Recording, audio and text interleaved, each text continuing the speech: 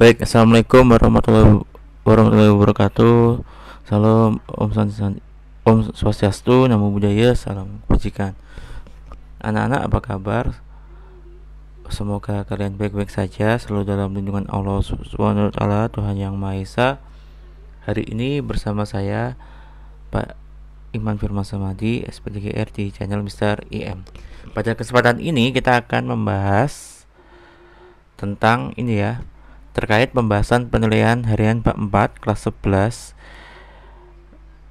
bahan ajar atau modul penerbit MGMP PPKN Kota Surabaya. Kita akan membahas latihan-latihan soal bab 4 yang berkaitan dengan peran Indonesia dalam perdamaian dunia. Sebelum Pak Iman membahas pembahasan ini lebih lanjut, kita berdoa terlebih dahulu agar pembahasan ini dapat kalian serap dengan baik dan ilmu yang saya berikan dapat bermanfaat bagi kita semua. Berdoa menurut agama dan keyakinan kita masing-masing. Pak Iman persilahkan.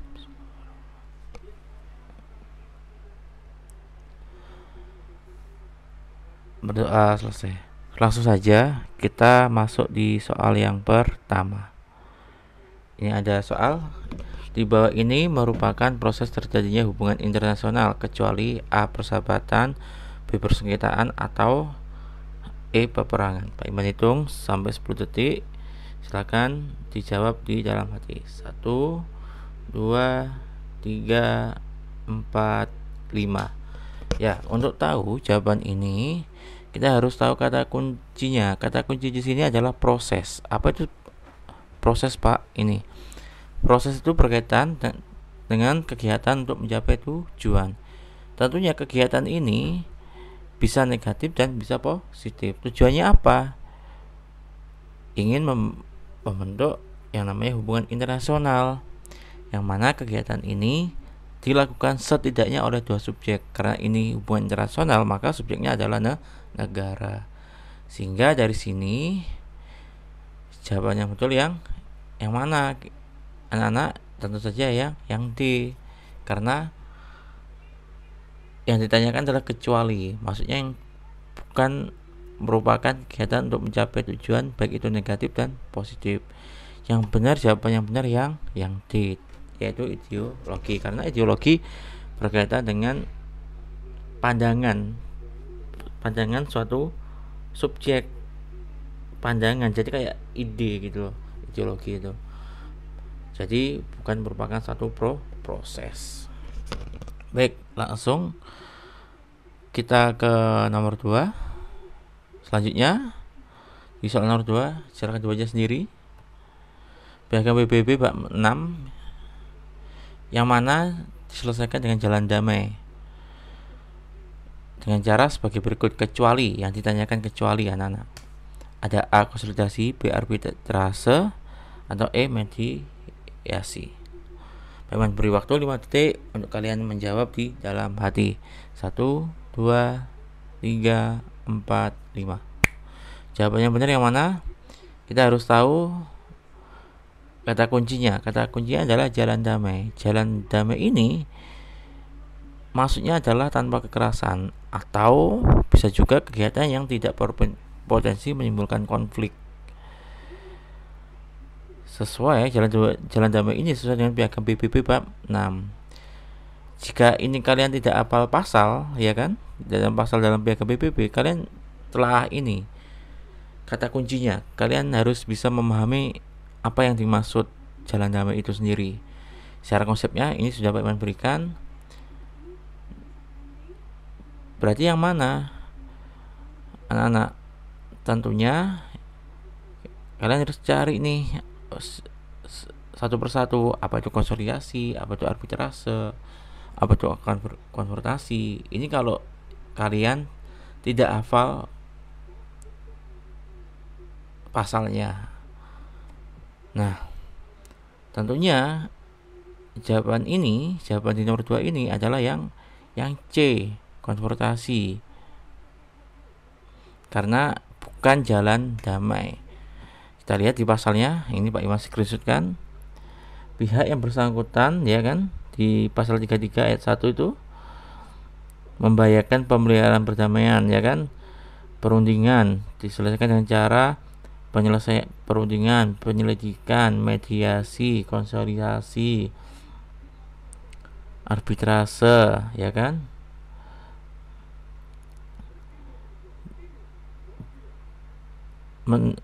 Penyelesaian menurut hukum. Itu ya. Mediasi memang tidak ada di situ, tapi mohon maaf. Negosiasi memang tidak ada di itu, tapi kita harus tahu negosiasi itu kan berkaitan perundingan. Jadi perundingan itu masuk ke negosiasi, sehingga jawaban yang benar yang C. Oke, kita lanjutin soal nomor 3. Soal nomor 3 ini pernyataan yang benar pendiri ASEAN. Ada A, B, C, D, E. Yang benar yang mana? Silahkan dijawab di dalam hati. Pak Iman hitung sampai 5 detik. 1, 2, 3, 4, 5. Jawaban yang benar yang mana? Kita harus tahu sejarahnya nih, sejarah ASEAN. Kita harus baca sejarah ASEAN. Kemarin di tugas kelompok kan Pak Iman suruh tuh kirim filenya, soft file nya di grup WA biar atau agar kalian membaca materi yang disampaikan oleh teman-teman kalian. Ini sejarahnya ASEAN ini ya diawali dengan pertemuan antara 5 menteri luar negeri ya yang terjadi di kota Bangkok pada tanggal itu 5 sampai 8 Agustus tahun 67. Antara lain menteri luar negerinya adalah ini. Silahkan dibaca sendiri. Ada Malik, ada Narciso R. Ramos sampai Tanat Koman dari Thailand. Sehingga yang benar yang mana? Ya, jawaban benar yang kalian jawaban yang D, delta. Selanjutnya di soal di nomor 4. Silakan dibaca sendiri. Peranan yang ditunjukkan Indonesia dalam KTT GNB tahun 92. Ada A, B, C, D, E. Yang benar yang mana? Pak Iman beri waktu 5 detik untuk kalian menjawab di dalam hati. 1, 2, 3, 4, 5. Jawaban benar yang mana? Kita harus tahu nih sejarah dari KTT GNB. Ini sudah Pak Iman rangkumkan di tampilan PowerPoint, ya kan? Pada intinya adalah di tahun 92, ya kan? Indonesia ini sebagai pelopor dari KTT GNB. Karena ini sebagai pelopor, ya kan? Maka tentunya pelopor ini sesuatu yang baik, ingin mendamaikan suatu permasalahan, sehingga di sini jawaban yang benar yang A. Jawaban yang benar yang A. Selanjutnya di soal nomor 5. Salah satu pola hubungan antar bangsa adalah pola A hubungan sama derajat, ada B geografis, atau sampai E konstitusi. Yang benar yang mana? Pak Iman beri waktu 5 detik untuk kalian menjawab di dalam hati. 1, 2, 3, 4, 5. Jawaban yang benar yang mana? Ini sudah Pak Iman jelaskan di materi kemarin ya, materi hubungan internasional, yang mana pola hubungan antar bangsa ini ada 3 setidaknya. Ada 1 pola penjajahan itu ya, pola ketergantungan, sampai pola hubungan sama derajat. Nah, ini jawaban yang cocok atau relevan di dalam opsi nomor 5 adalah tidak lain tidak bukan yang A. Sehingga jawaban benar di soal ini adalah yang A. Selanjutnya di soal nomor 6.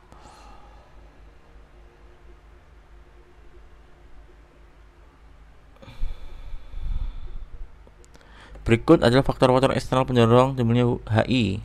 Kecuali, ingat kata kecuali, A intervensi, B ekonomi, atau sampai E pertahanan dan keamanan. Pak Iman beri waktu 5 detik untuk kalian menjawab di dalam hati. 1, 2, 3, 4, 5. Jawaban benar yang mana?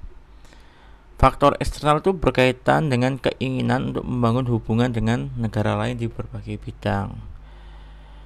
Nah, faktor itu kan faktor eksternalnya itu. Karena ini yang ditanya, mohon maaf.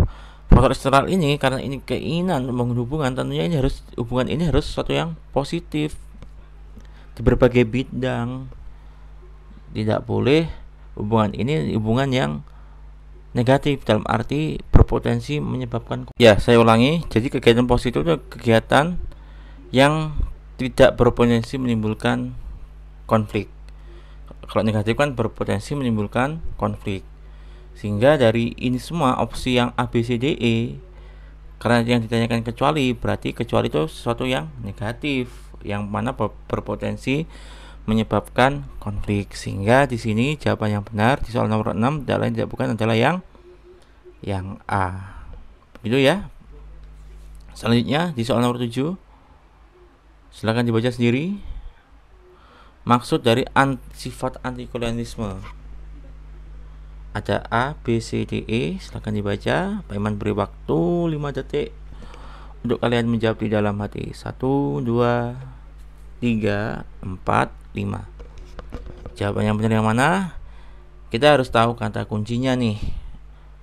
Kata kuncinya adalah sifat antikolonialisme atau antikolonialisme dulu yang harus kita cari.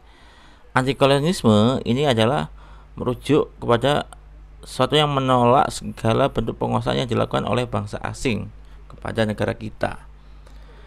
Nah, antikolonialisme ini sudah tercantum di dalam pembukaan UUD NRI tahun 1945 alinea pertama, yang dimana ini ya, penjajah di atas dunia harus dihapuskan karena enggak sesuai dengan peri kemanusiaan dan peri keadilan. Sehingga jika dikaitkan dengan politik luar negeri, maka tentunya yang benar yang mana dari opsi A, B, C, D, E ini? Ya, jawabannya benar ya, tidak lain tidak bukan yang E. Ya, jawaban benar yang E karena sudah jelas gitu loh. Karena tidak sesuai dengan peri kemanusiaan dan peri keadilan. Selanjutnya soal nomor 8. Di soal nomor 8, silakan dibaca sendiri pertanyaannya. Indonesia pernah mengirim pasukan Garda X, Garda 10 dalam misi di Namibia. Pada tahun berapa? Ada A, B, C, D, E. Silakan dibaca sendiri. Dan Pak Iman beri waktu 5 detik untuk kalian menjawab di dalam hati. 1, 2, 3, 4, 5. Jawabannya benar yang mana? Ini ada di buku kalian atau modul kalian atau LKS. Kalau memang nggak lengkap, kurang lengkap, silakan dicari di Google. Sehingga menurut saya jawaban yang benar yang C, tahun 1989. Selanjutnya di soal nomor 9. Nah, ini salah satu tugas seorang perwakilan diplomatik adalah negosiasi. Apa itu negosiasi? Ini sudah Pak Iman jelaskan. Ya, ada A, B, C, D, E. Silakan dibaca sendiri dan dijawab di dalam hati. Teman beri waktu 5 detik untuk kalian menjawab di dalam hati. 1, 2, 3, 4, 5. Jawaban benar yang mana? Kita harus tahu negosiasi nih. Negosiasi ini sudah Pak Iman jelaskan di materi minggu kemarin. Ini negosiasi itu berkaitan proses tawar menawar dengan jalan berunding guna mencapai kesepakatan bersama antara satu pihak dan pihak lain. Tujuannya apa? Untuk mencapai kesepakatan bersama sehingga saling sepakat dan saling diuntungkan gitu loh. Nah, di sini penjelasan pembahasan ini sudah jelas. Jawaban yang benar di soal nomor 9 ini yang B. Selanjutnya di soal nomor 10, ini Pak Iman sampai 10 saja karena waktunya tidak cukup. Soal 10 ini, sifat politik luar negeri Indonesia adalah bebas aktif yang bertujuan mengabdi kepada A, B, C, D, E. Yang mana yang benar? Silakan dibaca di dalam hati. Pak Iman beri waktu 5 detik untuk kalian menjawab di dalam hati. 1, 2, 3, 4, 5. Yang benar yang mana? Nah, kita harus tahu bebas aktif. Ini sudah Pak Iman jelaskan di materi minggu kemarin. Pada intinya adalah ini panjang sekali ya. Ada di pembukaan DNRI alinea keempat, ikut melaksanakan kenegaraan dunia sampai ini ya, berdasarkan kemerdekaan, peradaban dan keadilan sosial bla bla bla bla itu. Nah, sehingga dari pembahasan ini, rangkuman ini, jawaban yang benar di soal nomor 10 yang E gitu loh. Untuk kepentingan nasional dan internasional. Karena kalau yang B, menu negara lain itu kurang luas. Karena hanya sebatas menu negara lain. Kalau internasional itu cakupannya sudah sangat luas. Seperti itu. Menurut saya jawaban benar di soal 10 yang E. Baik, sampai sini saja pembahasan penilaian harian bab 4 di modul ajar karangan MGMB PPKN Kota Surabaya. Jika ada yang ditanyakan atau merasa, Pak, ini jawabannya harusnya seperti ini, atau Pak, penjelasan Bapak kurang ini, silakan ditanyakan di kolom komentar yang ada di YouTube. Pak Iman akhiri, pesan Pak Iman sebelum saya akhiri ini adalah tetap semangat belajar ya, tingkatkan kualitas ibadah, tingkatkan kualitas belajar, tingkatkan kualitas perilaku, sehingga kalian bisa menjadi individu yang baik, bermartabat, berkarakter Pancasila. Pak Iman akhiri, terima kasih. Akhir kata, wassalamualaikum warahmatullahi wabarakatuh. Salam, Om Santi Santi Om, Namo Buddhaya, salam kebajikan. Tetap semangat belajar anak-anak menuju Indonesia kuat dan sehat. Terima kasih.